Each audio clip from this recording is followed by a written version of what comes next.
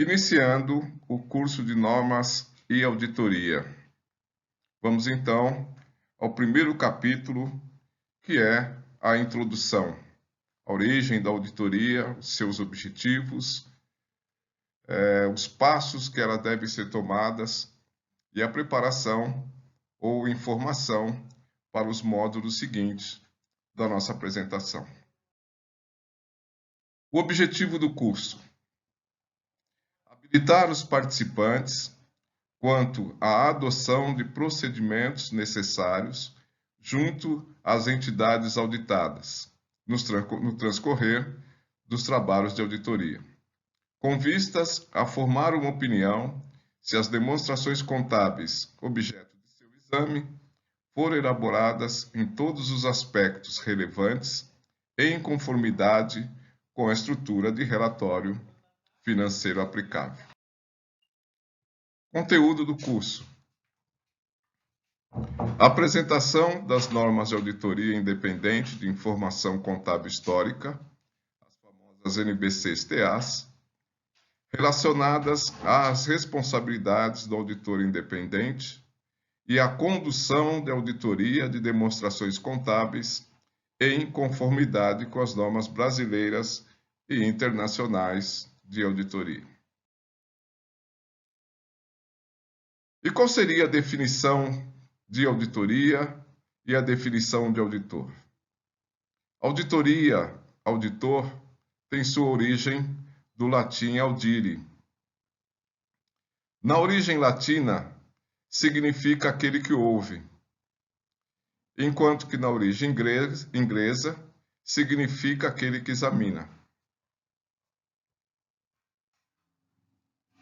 Com os ingleses, o termo auditor passou a ter uma utilização mais abrangente, pois além de ouvir, tinham também como função verificar se o que estava planejado estava sendo cumprido.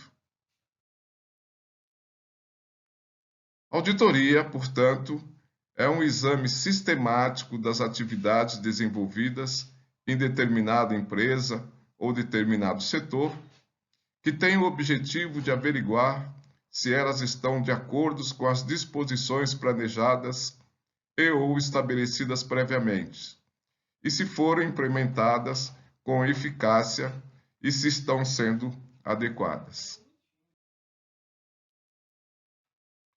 Auditoria é o exame analítico e pericial que acompanha o desempenho das operações contábeis expressas em um balanço. Muitas vezes é utilizada a expressão auditoria contábil, que serve para descrever a avaliação de uma empresa no panorama da contabilidade. Portanto, a auditoria de demonstrações contábeis é uma entre as especialidades do auditor. Por analogia, vamos examinar a cronologia entre a economia brasileira e a contabilidade e auditoria desde os anos 70 até atingirmos o nosso estágio, nosso ano de 2020. Que situações nós temos de forma comparativa? Nos anos de 1970, o Brasil tinha 93 milhões de habitantes. Já no ano de 2020, a expectativa é que o Brasil venha a atingir 210 milhões de habitantes. Para alimentar, para dar suprimento a toda essa evolução, essa quantidade de pessoas comparativamente em relação a 1970, nessa nossa década de 2020, nós tínhamos, por exemplo, a produção de soja, que em 1970 representava 1,5 milhões de toneladas. Já em 2020, a expectativa de produção de soja é de 122,4 milhões de toneladas. E como isso se processa? Através da produtividade, através da evolução das técnicas desenvolvidas na produção do agronegócio no Brasil. Comparativamente ainda, nos anos de 1970, nós tínhamos como produção de gado 79,6 milhões de cabeças de gado. Já nos anos de 2020, há uma expectativa de 244,1 milhões de produção de cabeça de gado. Também, levando sempre em conta que o Brasil possui o maior rebanho bovino do mundo, suplantado apenas pela Índia. E isso se deve também à produtividade, a melhora na produção, nos cuidados, na expansão das áreas de criação de gado, que está relacionado à produtividade no Brasil. E fazer uma analogia às regras contábeis comparativamente lá em 1970, nos anos 70, aonde nós tínhamos a Lei das Sociedades por Ações, a famigerada Lei das SAs, a Lei 6.404. E juntamente com a Lei da Sociedade por Ações, foi decretado também o Decreto-Lei 1598, isto em 1977, e esse Decreto-Lei 1598 se fazia acompanhar de um número astronômico de instruções normativas, de pareceres normativos emanados pela Secretaria da Receita Federal. E a Receita Federal, através desses normativos, estabelecia uma regra contábil quase que prevalecendo em muitos pontos, se sobrepondo em muitos pontos, à Lei das Sociedades por Ações, a Lei 6.404. Ou seja, a legislação do imposto de renda é que efetivamente emanava diversas regras contábeis. Por exemplo, as taxas de depreciação dos bens do ativo imobilizado. Desde sempre, desde a Lei 6.404, trata-se de que os bens devem ser depreciados em função de sua vida útil econômica. No entanto, a legislação do imposto de renda editou uma tabela, considerando essa tabela como aceita na apuração do imposto de renda, na apuração do lucro real, como sendo essas taxas de depreciação dedutíveis para fins de imposto de renda e contribuição social, etc. Imaginamos que a administração de uma empresa, na mesma data, no mesmo momento, adquira 2 veículos. Esses veículos, cada um deles, 0 quilômetros, cada um deles seja destinado à administração, para servir os seus diretores, seus gerentes, etc., na sua locomoção da residência à empresa, nas suas reuniões, e um outro veículo do mesmo modelo, a mesma marca, adquirido no mesmo momento, seja destinado para atender, por exemplo, a área comercial. Evidentemente, esse veículo destinado para atender a área comercial irá percorrer durante o dia uma quilometragem muito maior, os lugares mais distantes, atendendo os seus clientes, etc. Evidentemente que ao final de um determinado tempo, o desgaste desse veículo da área administrativa será infinitamente menor em relação ao desgaste desse mesmo veículo, desse outro veículo idêntico, semelhante, adquirido para a área comercial. Não nos parece justo, não nos parece adequado que se utilize uma mesma taxa de depreciação. para refletir o desgaste desses veículos iguais durante um determinado período. Com isso, se provocava uma distorção nos valores de depreciação apurado, consequentemente, nas despesas de depreciação, nos custos de depreciação, na formação de preço de produtos, etc. Né? Um outro ponto a considerar também está relacionado ao valor remanescente, ao valor residual desses veículos, ao final de um período em que a administração pretenda trocar a sua frota.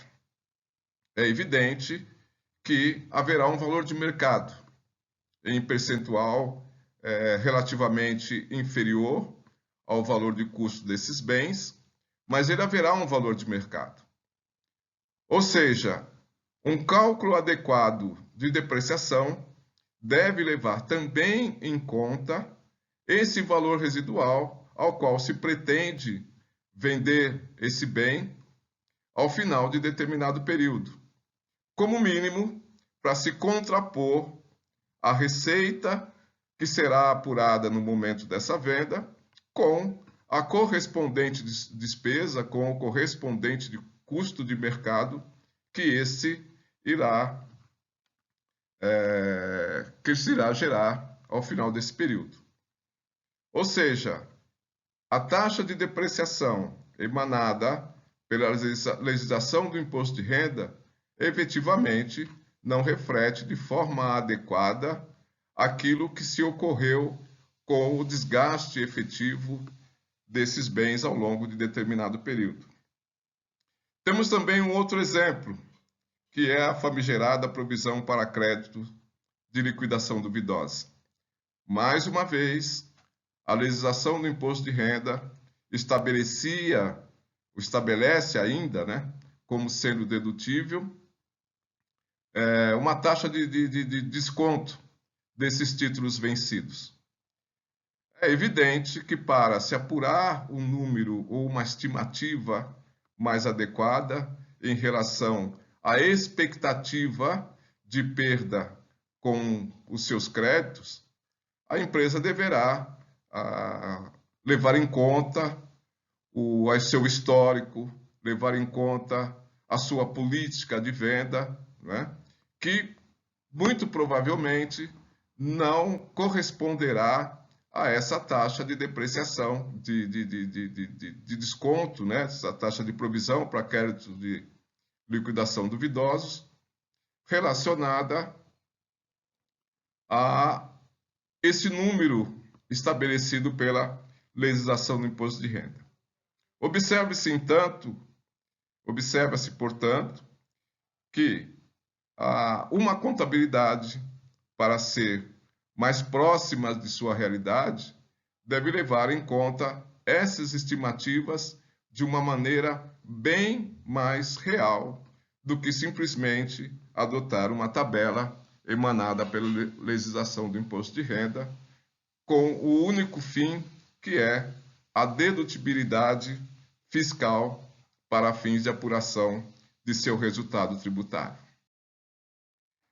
E o que ocorreu com a contabilidade no Brasil a partir do ano de 2008, com o advento da harmonização às normas internacionais de contabilidade? Surgiu a Lei 11.638, que passou a harmonizar, né, com o IFRS, que são as normas internacionais de contabilidade.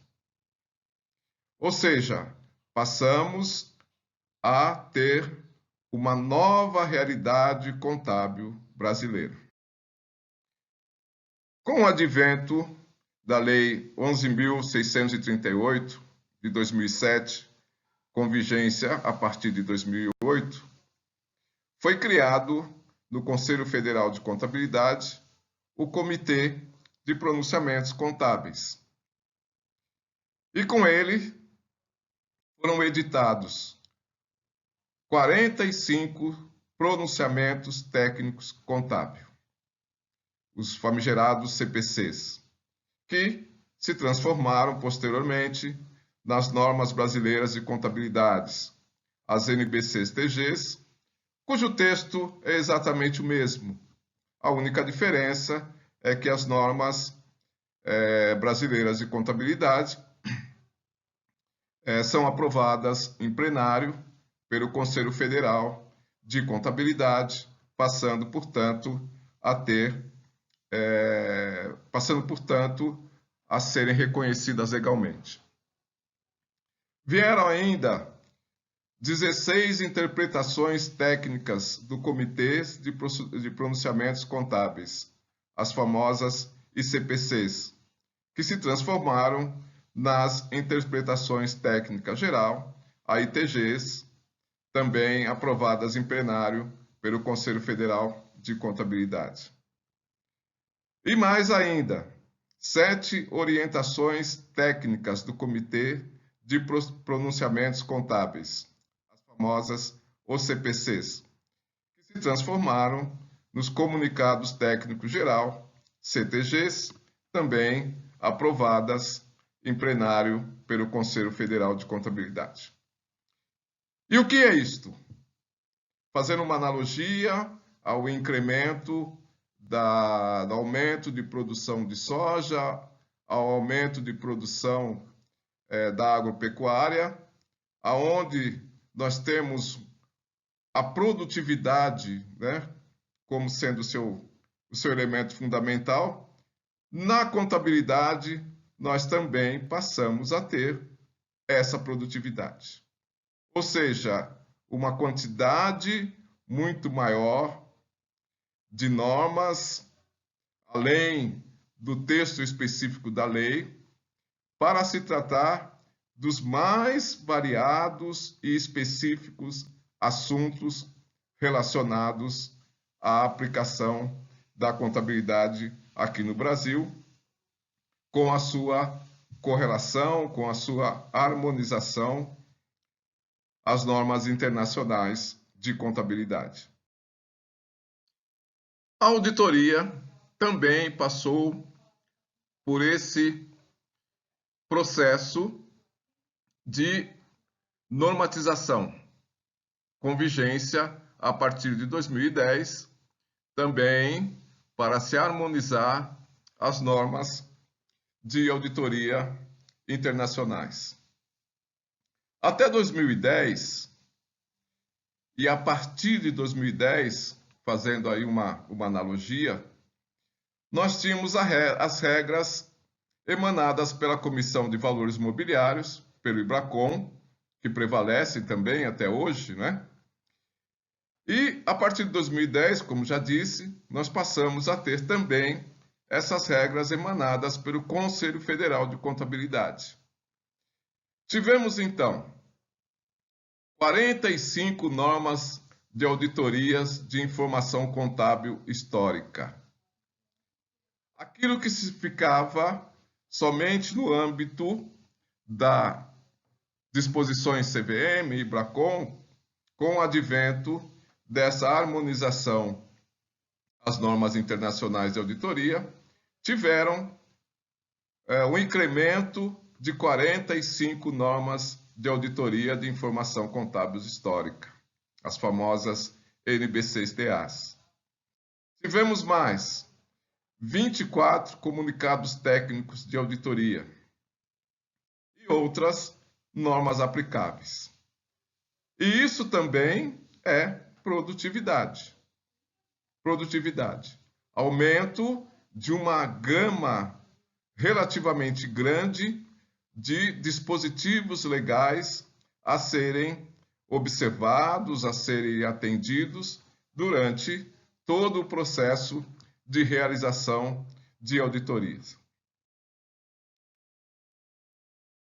E a normatização de auditoria de demonstrações contábeis, ainda seguindo as orientações do Conselho Federal de Contabilidade, desde 2010, o Brasil adota as normas internacionais de auditoria. Essas normas de auditoria, originárias da International Standard Auditing, a ISA em inglês, e as normas de contabilidade da International Financial Reporting Standards, o FRS em inglês. As normas brasileiras de contabilidade, portanto, as NBCs, se constituem em um conjunto de regras e procedimentos de conduta que devem ser observados como requeridos para o exercício da profissão contábil, bem como os conceitos doutrinários, princípios, estrutura técnica e procedimentos a serem aplicados na realização dos trabalhos previstos nas normas do Conselho Federal de Contabilidade. E esse breve histórico da normatização de auditoria nos mostra que as normas internacionais de auditoria independente, emitidas pela Federação Internacional de Contabilidade, IFAC, são as que deram origem às normas brasileiras de contabilidade aplicadas à auditoria. Normalmente, essas normas brasileiras convergentes têm a mesma numeração das ISAs, ou seja, que são as normas internacionais de auditoria. Por exemplo, há uma ISA 701, que no Brasil corresponde à NBCTA 701, que é a comunicação dos principais assuntos de auditoria no relatório do auditor independente. Portanto, ao conduzir a auditoria usando as ISAs, ou seja, as normas internacionais, todos os auditores são obrigados a atender aos rigorosos requisitos de controle de qualidade e ética, independentemente do porte e complexidade da entidade auditada. Ou seja, utilizando as normas brasileiras de auditoria, que são relacionadas às normas internacionais, todas elas devem ser igualmente aplicáveis durante toda a condução dos trabalhos de auditoria. As NBCTAs, ou as ISAs, concentram-se nos objetivos a serem atingidos e nas principais considerações do auditor a respeito do planejamento, condução, documentação e relatório da auditoria. Dessa forma, nós temos como estrutura das normas brasileiras de contabilidade as normas profissionais, que foram editadas pelo Conselho Federal de Contabilidade desde 2008, que são as NBCs PG, aplicadas a todos os profissionais de contabilidade, as NBC PA, aplicadas aos contadores que atuam como auditores independentes, as NBCs PI, aplicadas aos contadores que atuam como auditores internos, e as NBCs PP, aplicadas aos contadores que atuam como peritos. Temos também as normas técnicas dentro dessa nova estrutura brasileira de contabilidade. As NBCs TGs, que são as normas de auditoria, né? Que são as traduções, que são correlacionadas aos pronunciamentos técnicos CPCs. As NBCs TA, de Auditoria Independente de Informação Contábil Histórica, esse aqui é o nosso principal foco. As NBCs TR, relacionadas à revisão de informação contábil histórica. NBC-TO, de asseguração de informação contábil não histórica. As NBCs TSC, de serviços correlatos. NBC-TI, que está relacionada à auditoria interna. NBC-TP, relacionada aos trabalhos de perícia, e as NBC-TSP, que está relacionada ao setor público. Portanto, a NBC-TA, de Auditoria Independente de Informação Contábil Histórica, que passou a ditar as regras relacionadas a toda a condução dos trabalhos de auditoria no Brasil, com a sua harmonização aos trabalhos de auditoria realizados praticamente no mundo inteiro, de acordo com as regras internacionais.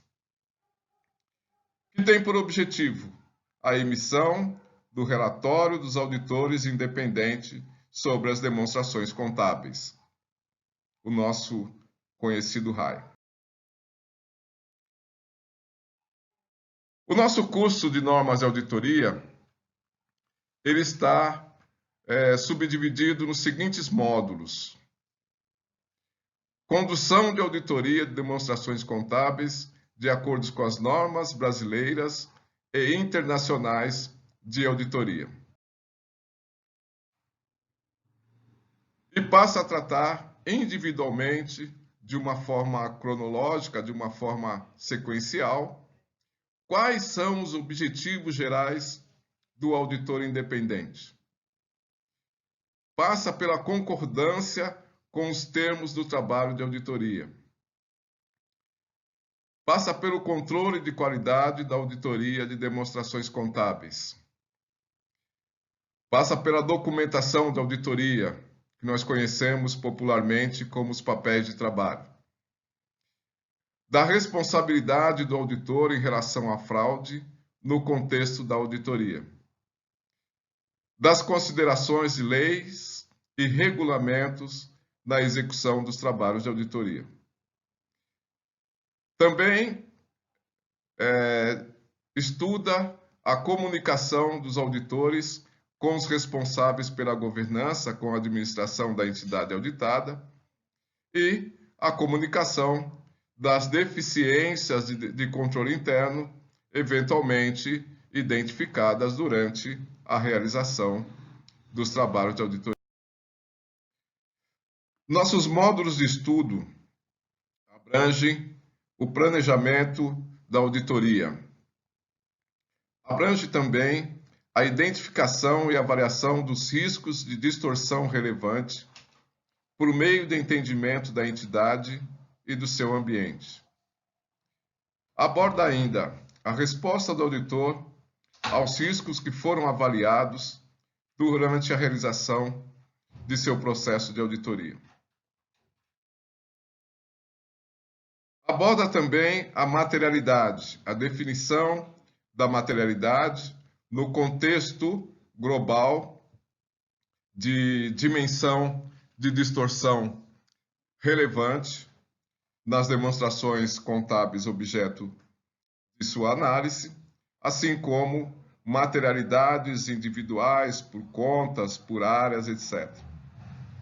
Abrange ainda a amostralidade, ou seja, o universo da amostra, o universo da quantidade e qualidade dos testes que devem ser executados pelo auditor durante o seu processo de realização dos trabalhos de auditoria. Aborda também as considerações de auditoria para a entidade que utiliza organizações prestadoras de serviço e avalia a avaliação das distorções identificadas durante a auditoria, durante todo o processo de auditoria realizado pelo auditor.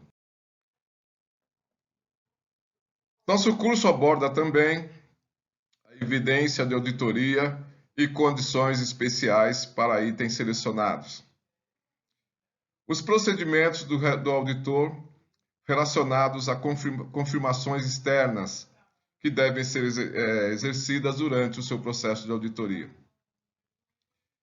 Trata dos trabalhos iniciais e saldos iniciais de demonstrações contábeis durante o processo de realização de uma auditoria inicial.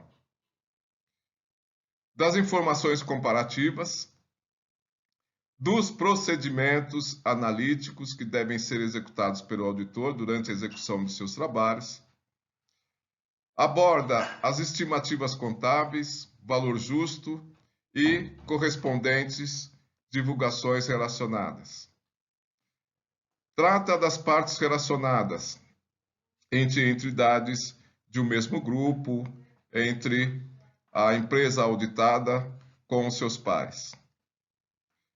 Aborda os assuntos relacionados a eventos subsequentes, a representações formais que devem ser obtidas durante todo o processo de auditoria e ao final dos trabalhos.